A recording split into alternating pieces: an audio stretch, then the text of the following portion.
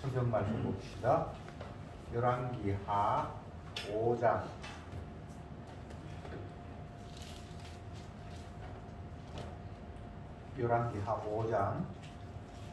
15절부터 마지막 절까지 교독하겠습니다. 5장 15절 제가 먼저 읽을게요.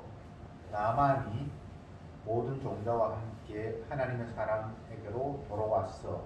그 앞에 서서 가로되 내가 이제 이스라엘 외에는 온 천하에 신이 없는 줄을 아나이다. 청컨대 당신의 종에게서 예물을 받으소서. 내가 받지 아니하리라. 나만이 받으라 하거든 저가 고소한지라.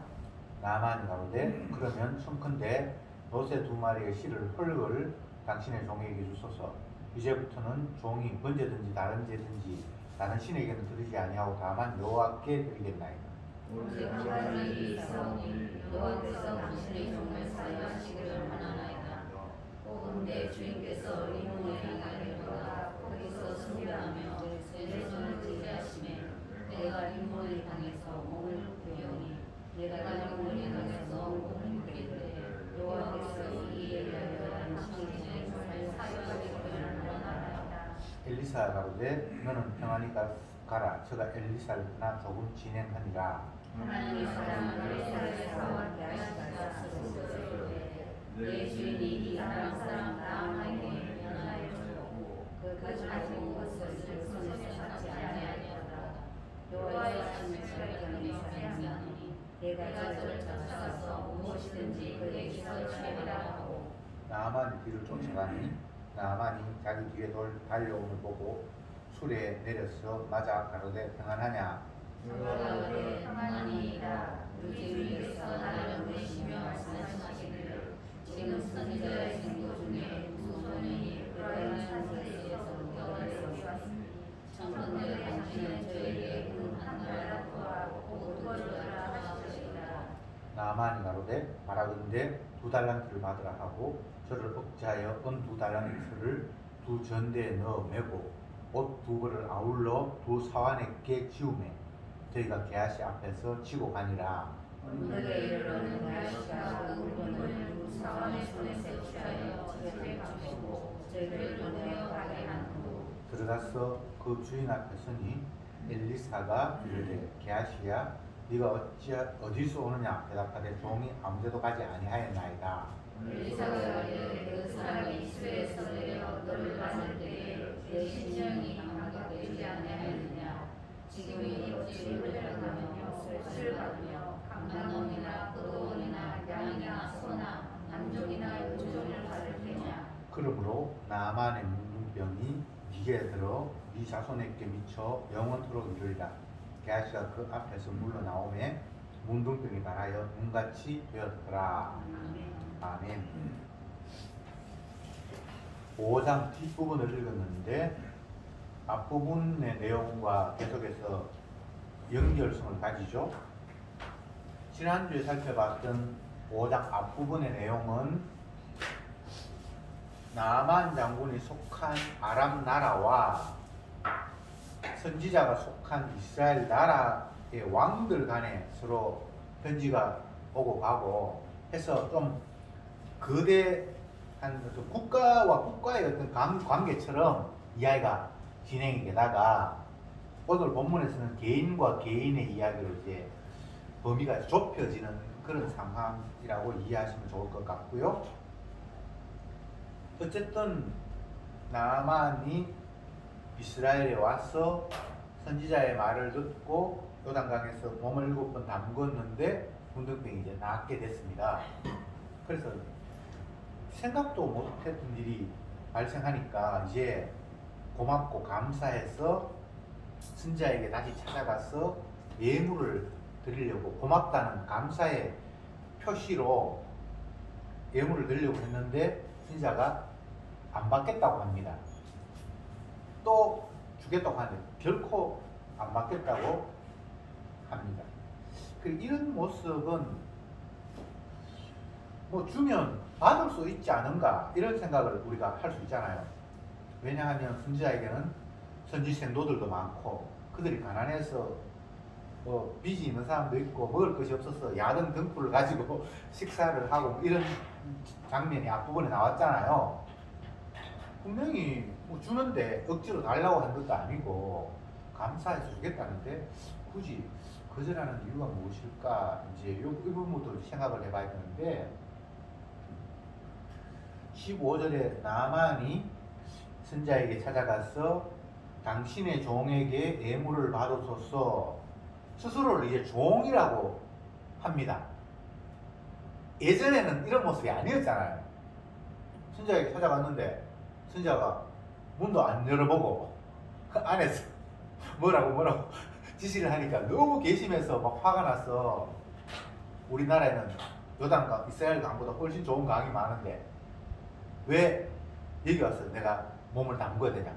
그리고 내가 먼 나라에서 이 높은 사람이 입구까지 왔으면 바깥에 나와서 뭐 인사라도 하고 그때까지는 아직 자기의 신분이라든가 위치를 내려놓지 않았어요.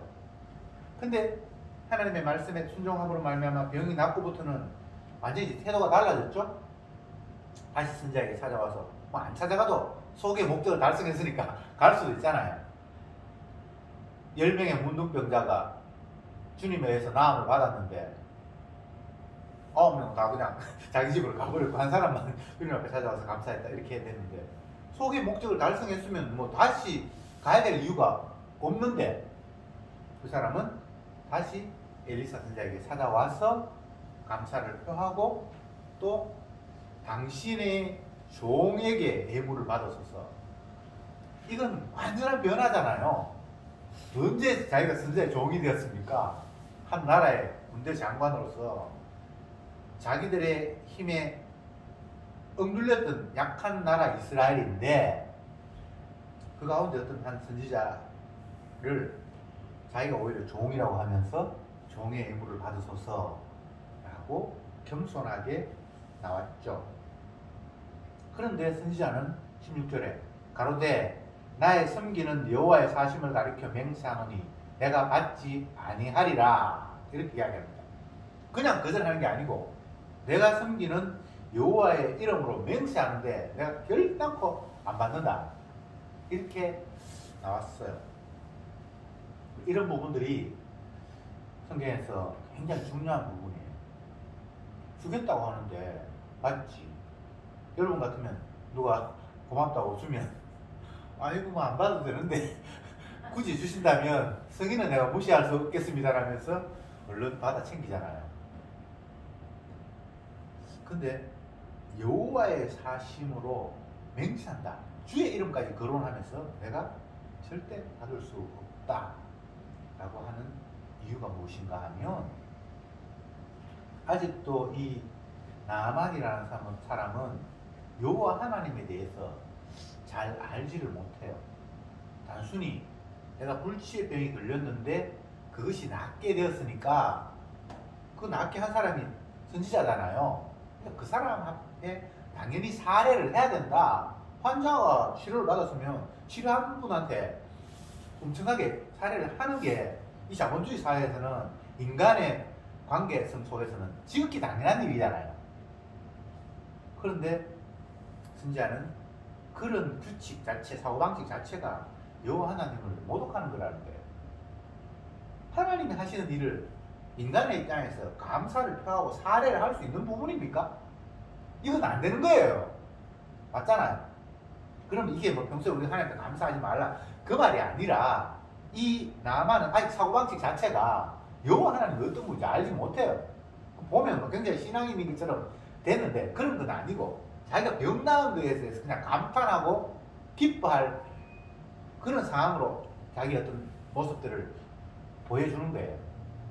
그런데 이 상황에서 선지자는 그것이 결코 하나님 앞에 합당하지 않다라고 여호와의 이름을 가리켜 맹세하노니 결코 받을 수 없다. 주님이 하시는 일 앞에 우리가 사례를 한다? 이거 정말 시금방기인 일이에요. 그렇잖아요. 뭐 성경을 보면 하라고 하는 표현이 있는데 그건 사례, 내가 이렇게 받았으니까 이만큼 내가 돌려드리겠습니다라고 서로 흥정하듯이 주고받는 그런 게 아니에요. 행계에서 살아온 것은 당신이 이 모든 것의 주인입니다라는 고백이에요. 소득의 10의 1을 드린다. 그러면 하나님 10 이거 당신이 다 주셨잖아요. 이 가운데 내가 먹고 살아야 되니까 9는 내가 먹을게요. 그렇지만 1은 내가 하나님께 드릴게요. 1이라도 받으소서. 뭐 이런 식의 11조가 아니에요. 11조는 프로테이지의 10%가 되기 이전에 원래는 소득의 첫 것, 만물이라는 의미가 있었거든요. 근데 그게 나중에 상황에 따라서 주님께서 10분의 1로 그렇게 바꾸셨는데 그 10분의 1은 프로테이지의 10%가 아닙니다. 첫 것. 첫 것을 드린다는 건 나머지 거 다 주의 것이다라는 거죠. 그죠? 그런 의미로 당신이 이거 당신이 주셨잖아요. 내 게 아니라 당신 것이잖아요. 라는 차원에서 첫 것을 드리잖아요. 그게 11조의 의미거든요. 10% 아닙니다. 그런 모습으로 드리는데 어쨌든 지금 나만은 하나님 앞에 그리고 선지자 앞에 감사의 인사를 하겠다라는 식으로 예물을 드리려고 하니까 그런 건 아니다. 이렇게 딱 거절을 해버리죠. 그러니까 거절하니까 뭐 더 이상 줄 수가 없잖아요. 너무나 완벽하게 차단을 해버리니까. 그래서 나만이 이제 전략을 바꿉니다.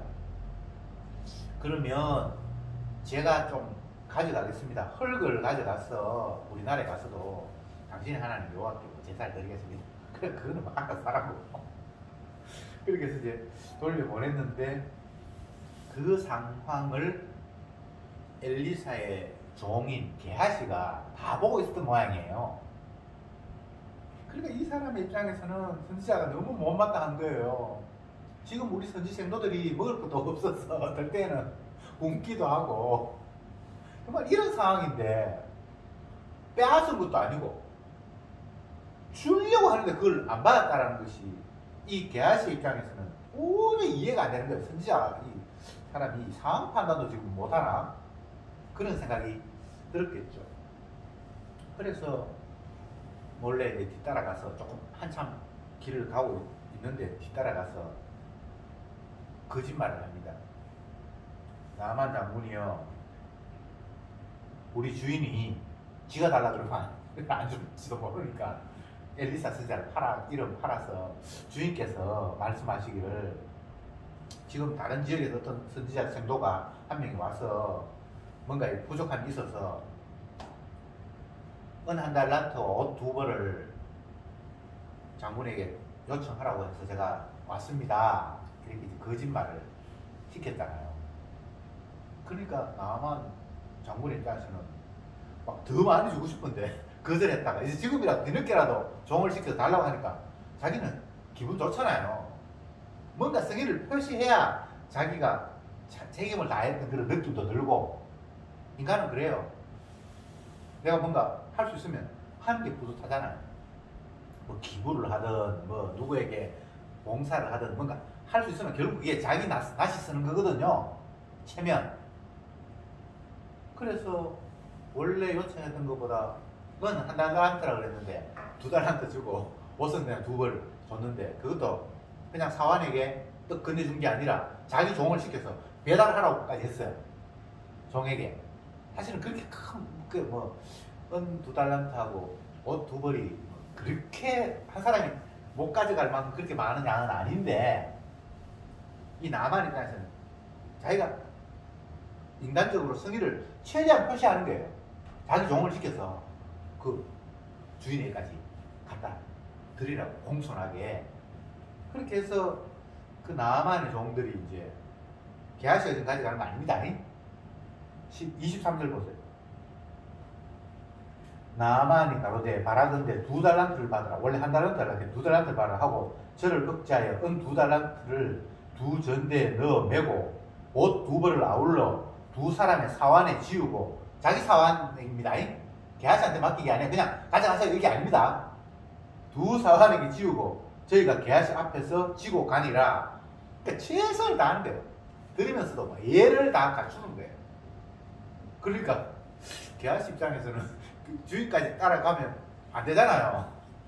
그러니까 적당하게 가다가 느낄 좀 되니까 아 이제 당신 돌아가십시오. 이거 내가 그냥 가져가겠습니다. 해서 자기가 딱 채고 자기 집에 숨겨놓고 아무 일 없었다는 듯이 엘리사에게 들러 가니까 엘리사는 이 상황을 다 알아요.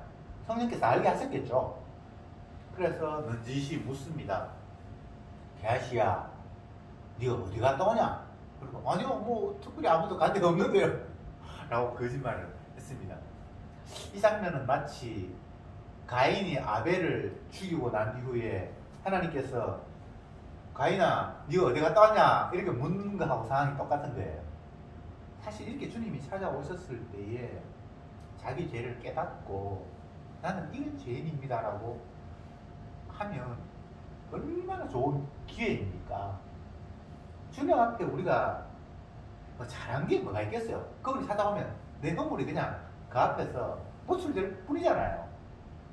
주님은 우리를 찾아오셨을 때에 우리 죄를 고백하라고 기회를 주신 것 같은데 그 기회를 놓치는 경우가 너무나 많죠. 게하시도 치심이 딱 뗍니다. 주인한테 사실대로 얘기해봐야 꾸중만 들을 거고. 그래서 모르는 척 아무도 안 갔습니다. 그러니까 엘리야가 하는 이야기가 26절에 엘리사가 이르되 그 사람이 수레에서 내려 너를 맞이할 때에 내 심령이 감각되지 아니하더냐. 지금 여지 은혜를 받으며 옷을 받으며 감남원이나 포도원이나 양이나 소나 남종이나 여종을 받을 때냐. 이렇게 무섭게 책망을 합니다. 이 이야기 요 26절을 자세히 보면 지금 은이나 옷을 받은 것을 책망하는 것 이전에 그 사람이 수레에서 내려 너를 맞이할 때에 막 따라가지고 장군님 우리 선생님께서 뭔가 부탁해서 내가 왔는데요 라고 하니까 수레 타고 가다가 스서 내려서 자기를 맞이했잖아요. 그 맞이할 때에 내 심령이 감각되지 아니하더냐 라고 이렇게 이때 아마 뭔가가 있었던가 보죠. 그 마음 찔림이. 그런데 그것도 무시하고 계속해서 거짓말을 시켜서 뭔가를 받아왔잖아요. 그러면서 네 심령이 감각되지 아니하더냐 이렇게 해놓고는 지금 어찌 은을 받으며 옷을 받을 때냐 라고 책망을 합니다. 그리고는 27절에 이건 선포예요. 그러므로 나만의 문둥병이 네게 들어 네 자손에게 미쳐 영원토록 이르리라.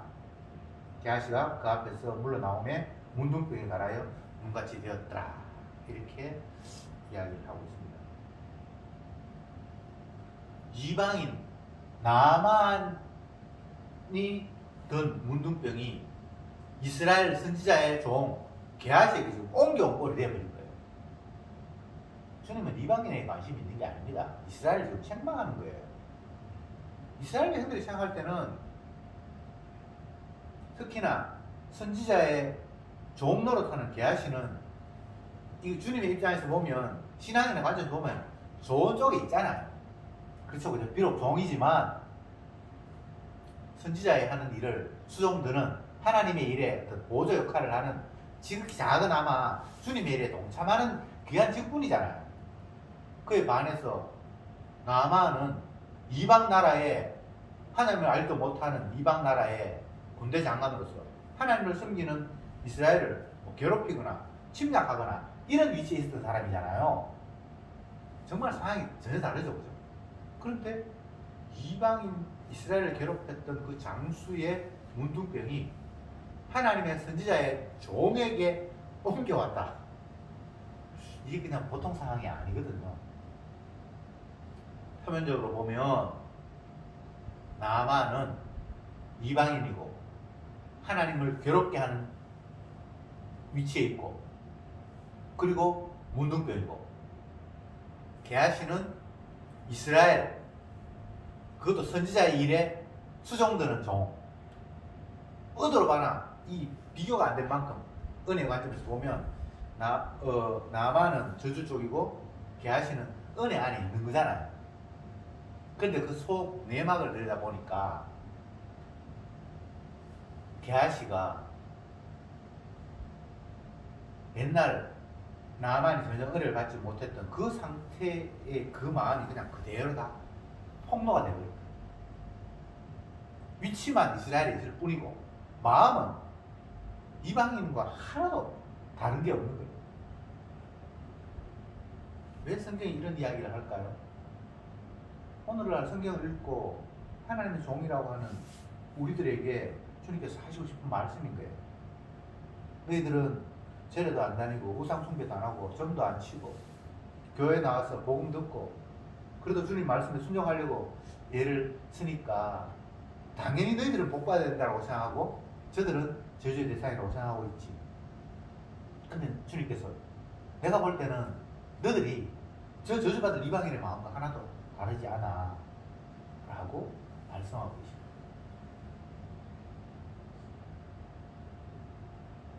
어떤 경우에도 인간이 의를 행하거나 선을 선택할 수는 없습니다. 본인 스스로 선을 선택했다고 착각할 뿐이에요. 주님 보실 때는 항상 자기를 위하여, 자기를 위하여, 자기를 위하여. 이방인들이 우상을 섬기는 것도 자기를 위하여. 이스라엘 백성이라는 사람들이 하나님 앞에 기도하는 것도 따지고 보면 자기를 위하여. 예수님 앞에 찾아가 제자들이 주님 어떻게 기도하는 것이 제대로 된 기도입니까? 라고 물었을 때에 예수님이 이런 말씀하죠. 무엇을 마실까? 무엇을 먹을까? 무엇을 입을까? 이런 거 구하지 마라. 이건 이방인들이 구하는 내용이다. 너희들은 구하기 전에 하나님께서 너희에게 필요한 것 이미 다 주님이 알고 계신다. 그러니까 먹을 거 마실 거 그런 거 구하지 말고 그 나라와 그 의를 구해라. 이렇게 말씀하셨잖아요. 그러니까 그 예수님의 말씀의 의미는 너희들은 맨날 이방인들처럼 먹고 마시고 하는 거 그거 구하고 있잖아 라고 지금 고발하고 있는 거예요. 맞죠? 그죠? 누구도 그 범주에서 벗어난 사람 없습니다. 나는 신앙이니까 기복은 복을 기원하는 거 그런 건 이미 벗어났다. 벗어나긴요. 죽을 때까지 이 세상 끝날 때까지 못 벗어납니다. 아담의 이 선악과를 따먹은 이 인간은 지 목적, 지 영광 한치도 못 벗어납니다. 그러니까 이방인들이 자기 목적을 위해서 우상 섬기는 거나 이스라엘 백성이라고 하는 사람들이 자기 목적을 위해서 여호와 이름을 부르는 거나 대동소이한 거예요. 하나님 보시기에는. 그래서 성경을 보면 항상 주님이 우리에게 책망으로 다가오시죠. 네가 얼마나 완악한지를 한번 봐라. 그런데 이게 은혜로 하나님의 말씀이 우리에게 다가오지 않으면 내 스스로 차별화시켜요. 저 사람하고 나하고는 다르지. 저 행동과 내가 한 행동은 다르지. 그러니까 나는 하나님 백성 맞아. 이런 식으로 자기를 차별화시켜요. 이건 뭐 마음이 나빠서가 아니라 그냥 이 자동빵이에요. 자동빵. 서기관 바리새인들의 모습, 세리를 보면서 성전에서 기도하는 모습을 보면서 아이고 저 인간들이 여기 지금 성전 와서 기도한다고? 참 웃기고 있네. 기도하기 전에 행동이나 똑바로 하지. 그런 비웃음의 마음이 이게 특별히 교만하거나 그런 게 아니에요. 자기는 정말 1회 2번 금식하고 11조 하고 11조도 뭐 근처의 11조 쉽게 이야기하면 소득이 월급 딱 들어온 것이 11조가 아니라 자잘하게 뭐 누구한테 선물을 받았다든지 그것도 10% 드리고 집에서 그냥 텃밭 하나 바꿔서 상추 키웠는데 그것도 계산해가 10% 어쨌든 그런 식으로 철저하게 그랬다는 거예요. 그 사람 진짜 그렇게 했거든요. 외식 아닙니다.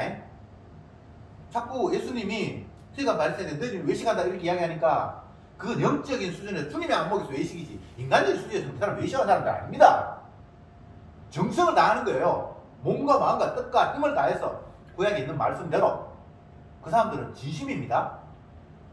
한 사람 구원하기 위해서 바다 건너편까지 간다고 했잖아요. 주님께서. 그래, 그들의 행위는 너희들이 본받을만 하지만 그들의 속은 본받으면 안 된다는 이야기. 그들의 행동은 진심이에요. 자꾸 우리가 너무 쉽게 예수님의 관점에서 서기관 바리새인들을 도매금으로 넘기는데 그건 주님의 관점이고 인간의 관점에는 결코 그 사람들을 그렇게 쉽게 볼 수가 없어요.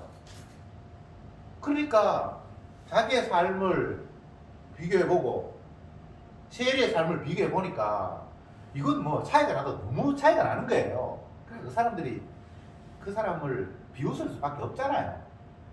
그러니까 당연히 성전에서 그 모습을 보면서 주님의 은혜로 나는 그래도 율법 지키려고 애썼고 저 사람들은 저렇게 손가락질 받는 삶이 되지 않은 것에 대해서 감사합니다.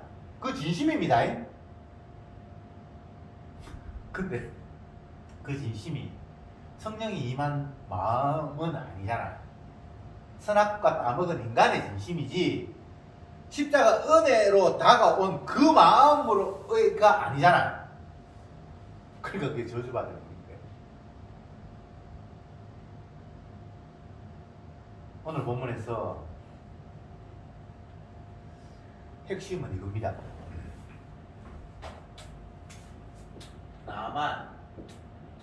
나만이 초반에는 종의 예물을 받으소서 이렇게 얘기했죠. 근데 선지자가 결코 못 받는다. 근데 이제 또 게하시가 받겠다.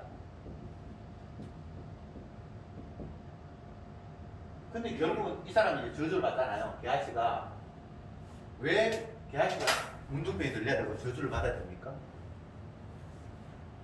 이게 지금 중요한 거예요. 나만이 문둥병에서 치료된 것은 영적인 표현으로 의하면 예수님의 피로 깨끗하게 된 거예요. 근데 그 예수님의 피를 물질로 뭔가 보상을 한다든지 보답을 한다든지 이게 가장 심각한 거예요. 게하시는 그럴 수 있다고 생각하는데요. 우리 주인이 선지자가 나만의 문둥병을 고쳐줬으니까 뭐 그에 대해서 받는 건 너무 당연하다고 생각하는 거예요. 근데 이게 문둥병 걸린 일이에요. 이게 저주받을 일이에요. 하나님이 하시는 일을 보상을 하고 감사해서 내가 할 일대로 다 하겠다 이렇게 되면 안 되고요.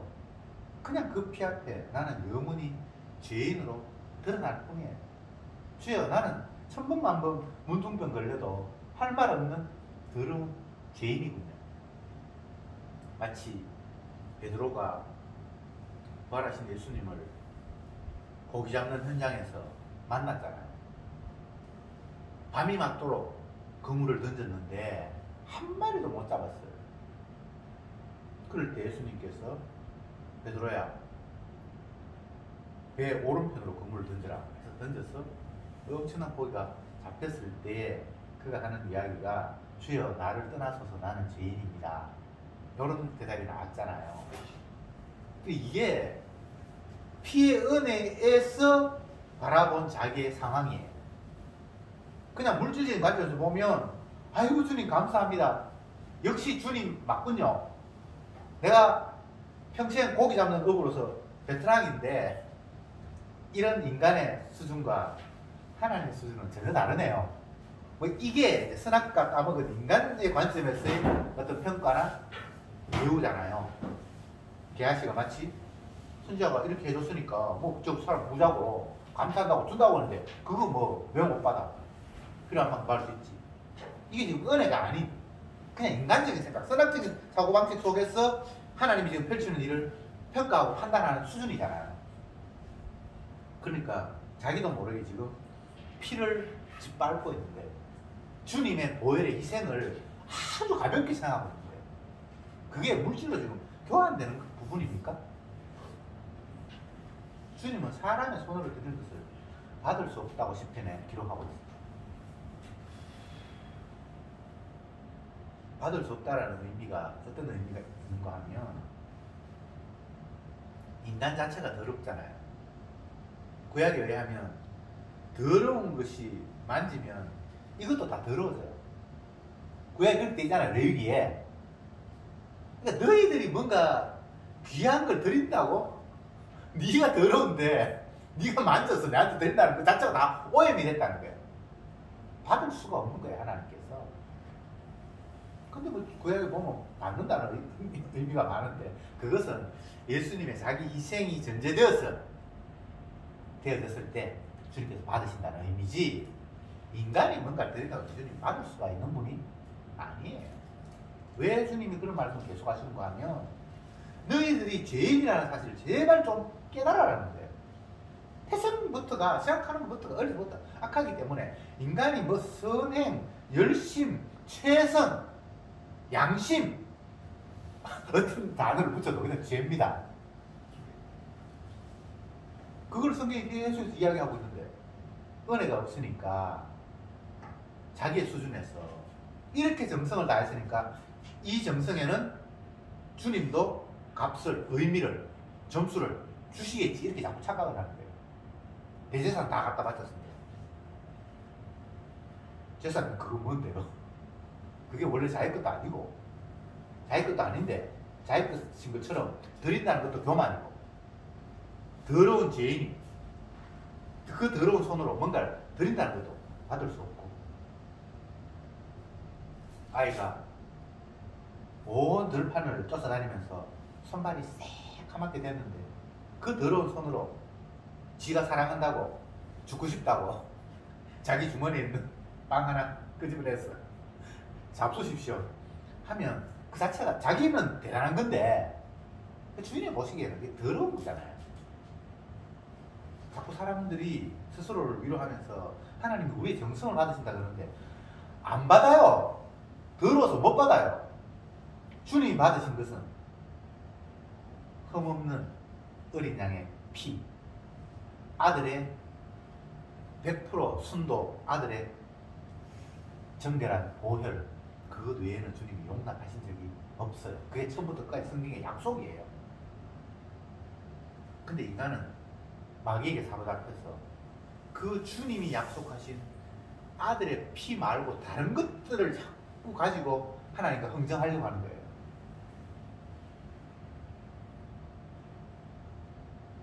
흠없는 어린 양의 피, 구약에 그렇게 표현했는데 그게 요한계시록에도 가면 어린 양의 보좌, 그 이야기가 나오고 그 어린 양은 하나님이 약속하신 유일한 제물이에요.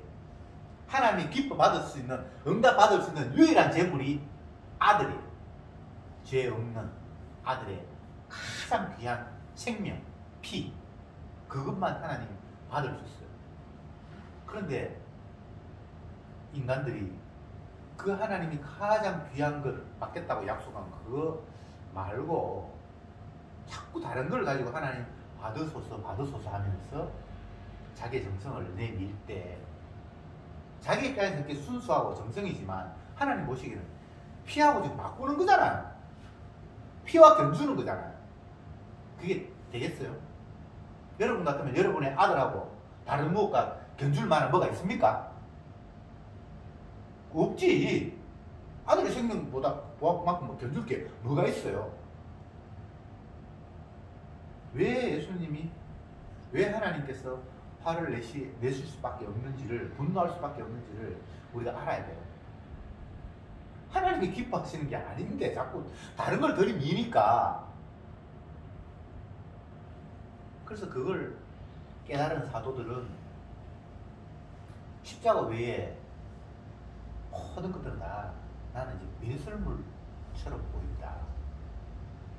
그 사람이 눈이 말아서 그런 게 아니고 하나님이 보혈의 피 외에는 용납하지 않는다는 걸 너무나 선명하게 깨달았기 때문에 내가 열심을 다해서 할례를 행했습니다. 어릴 때부터 율법을 지켰습니다. 안식일을 지켰습니다. 뭐 전도를 했습니다. 얼마든지 인간은 그런 게 있잖아요. 보혈의 피의 가치를 모를 때는 자기 행동과 노력과 땀의 가치가 있는 것으로 보이잖아요. 그런데 보혈의 피 외에는 아무것도 아니라는 것이 자기에 확 다가오고부터는 그동안 자기 열심히 냈고 뭐 열심히 했죠. 근데 그게 다 오히려 주님을 피를 모독하는 것이었다는 고백을 할 때에 그 고백이 바로 그 모든 것들이 배설물이다 라는 이야기예요. 배설물은 배설물로 취급을 해야지 그걸 자꾸 값을 쳐주면 그게 말이 되겠습니까? 근데 이 은혜가 안 오면요 배설물이 아니에요. 너무 소중한 거예요. 아이고 아까워라 마치 개아씨가 뭔가 주려고 하는데 딱 거절했을 때 아이고 아까워라 저거 조금만 받았으면 우리 선지생도들이 한 달에 살 걸 뭐 이런 계산을 할 수 있겠죠. 근데 지금 이 상황은 보혈로 보는 자와 보혈로 못 보는 자의 차이예요. 이걸 어떻게 인간이 어떻게 할 수가 없는 거예요. 은혜 아니면 어떻게 보혈의 피만이 우리에게 유일한 생명이고 그것만이 아버지가 기뻐하시고 아들을 영화롭게 하시는 유일한 길이라는 사실을 어떻게 알겠어요? 교회에서 십자가 피를 이야기하고 예수님의 보혈을 이야기하는데 보혈을 본 적도 없고 뭐 아무것도 안 해요. 그냥 말로만 그냥 서로 왔다 갔다 하고 있는 것처럼 이야기하고 또 어떤 사람 듣는 것처럼 믿어지는 것처럼 서로 왔다 갔다 하고 근데 그게 성도에게는 전부 돼요. 그거 말고 다른 어떤 가치관이 그게 뭐 견줄 만한 뭐가 아무것도 없는데요. 주여 주의 이름으로 선자 노릇했습니다. 웃기고 있네. 주의 이름으로 한 게 아니에요. 지 이름으로. 그뿐만이 아닙니다. 고린도서 13장에서 네가 네 생명을 내어준다 할지라도 사랑이 없으면 그건 아무 의미가 없다. 우리에게는 생명보다 더 귀한 게 없잖아요. 근데 그 생명마저도 주님의 십자가의 사랑이 그게 전제되지 않으면 쓰레기예요. 어떤 사람이 목숨 바쳤잖아요. 순교했잖아요. 죄인의 목숨 이거는 주님을 위해서 바칠 수 있는 게 아니에요. 여러분 몸 바칠 생각하지 마세요. 쓰레기 그걸 뭐 주님께서 받겠습니까? 주님이 받는 건 아들의 보혈의 피잖아요. 우리 피만 자랑하면 돼요. 피 없이는 사함이 없다고 말씀하셨고 그 아들 예수의 피가 우리를 모든 데에서 깨끗게 했다고 말씀하셨고 또 주님께서 내 백성의 죄를 내 아들에게 담당시켰다고 말씀하셨고 그러니까 보혈의 피를 믿을 때 온전히 주님을 찬양하고 아들을 영화롭게 하는 방법이에요. 그거 말고는 없어요. 내가 이 세상에서 부자가 되어서 많은 헌금을 하고 예배당이 뭐 비세는 예배당이 아니라 대리석을 건물을 지어서 하나님께 영광을 보지 그거는 지 영광이지 하나님 영광 아니 하나님은 자기 아들의 피를 자랑하기를 원하시는 거예요. 오늘 본문은 우리에게 그 사실을 일러주고 있습니다. 하나님의 은혜를 보답한다? 그런 시금방진 소리 하지 마라. 그냥 너희들은 주님의 보혈의 피를 감사하고 받는다면 그것이 가장 하나님을 영화롭게 하는 자야 라는 사실을 우리에게 일러주셨습니다. 기도합시다. 주님 감사합니다. 이 시간도 저들에게 피의 은혜를 일러주셨사오니 제발 하나님이 원하시는 그것 외에 다른 것에 의미를 두고 가치를 논하는 그런 자가 되지 않게 하옵소서. 예수 그리스도 십자가 외에 나머지 모두가 배설물처럼 보이는 은혜가 저들에게 날마다 있게 하옵소서. 예수님의 이름으로 기도드리옵나이다. 아멘.